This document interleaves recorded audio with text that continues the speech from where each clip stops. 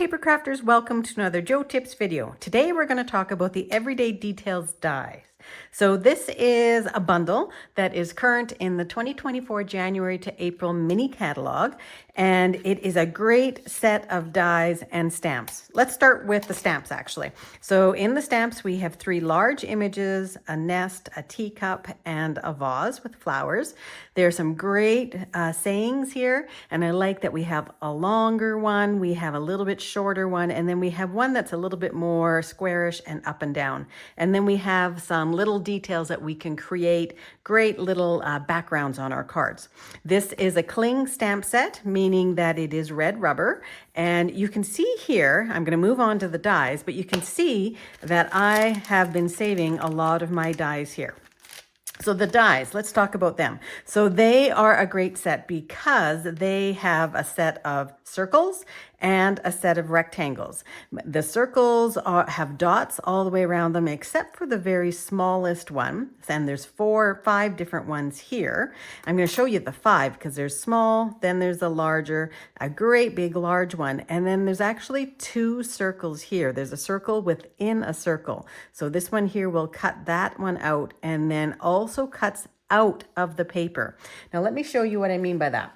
So whenever you have a great set of dies, maybe think about creating yourself this kind of thing where you can see what all the dies do. Because at first I didn't know that that one that I've just pointed to actually cuts out this kind of thing. So it will cut out of the paper and leave dots behind, where the rest of them will cut the circle out with the dots.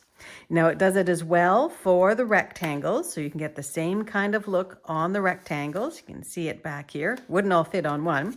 But what's cool too is that we have these other dies that will cut into the paper, which creates a really neat look.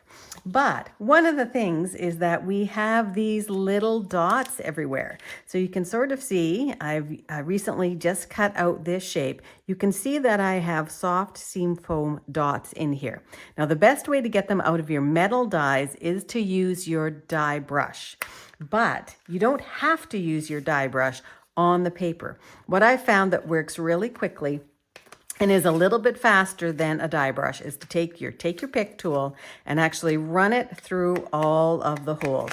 And you can do this fairly quickly, especially on the rectangle. Doesn't work quite as fast on the circle because you have to go around that circle. Now, just because I'm saying it should go very quickly, it's not today, but that's all you have to do is to really just use a little bit of pressure, point it down, and then maybe take your nail and get a couple. You might have to still do a couple poke throughs on 1 or 2, but if you've cut it and it's gone all the way through, then you're able to get all of those dots out really quick.